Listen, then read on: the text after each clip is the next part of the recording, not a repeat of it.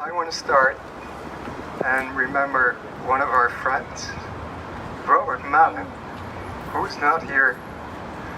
He left on Saturday, and I'd like to remember him because I know that this campaign was something that he really cared about.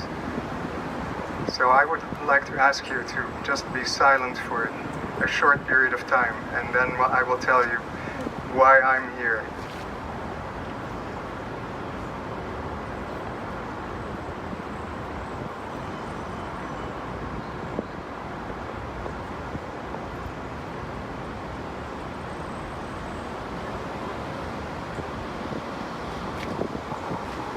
Well, why am I here?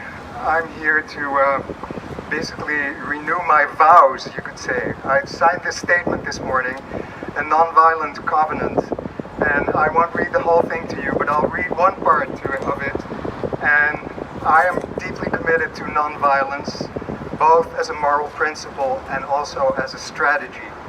So this is one of the things that I signed, and it reads, "As we organize to build a long-term moral fusion movement, I will actively invite others to join us in this journey of nonviolent struggle in the Poor People's Campaign to challenge the evils of systemic racism, poverty, the war economy, and ecological devastation." And I would like to add something to that, which is, I'm a physicist. I'm a secular person, and the only way in which I believe in original sin is that physicists created the atomic bomb. I feel guilty about that, although I wasn't even born when that happened. And so I want to add to the war economy something very special, not special, specific, namely, we have been building atomic weapons, first regular nuclear bombs, then thermonuclear bombs. We have been building this up, and it's a miracle that we're still around to witness this. Oh my goodness. That's right, yeah. And yet we are at the verge of modernizing these weapons, which means putting more money into something that is only going to cause trouble. And that money comes out of programs of what Dr. King called social uplift. It comes directly out of there. The way we spend our money is a statement about our morality. Yeah. And as a nation, we have none. Yeah.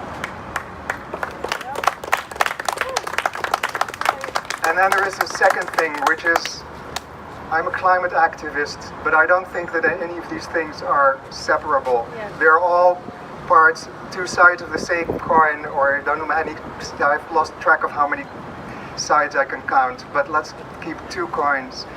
So there is a great threat to human life, and I think of poverty, and I think of what it's doing right now, and I think in particular of what happened in Puerto Rico when Irma first and Maria struck. And you can see what happens under the circumstances. It's called disaster capitalism. Yes. People are ready to privatize everything. The air we breathe, the water we drink, the power we use to get our heat, to cook our food. This is the plan.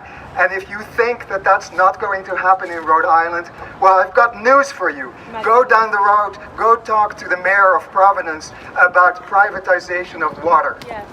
Yes. Yeah. Yes. Need I say more? I don't think so. Yes. Well, I will say one more thing. Around the world, non-violent movements have toppled regimes such as the Soviet regime. It is a force that you were just hearing about. Non-violence is something that cannot be countered by the powers that run this country. And let me tell you one last thing. We are not going to go away until our demands are met. Amen.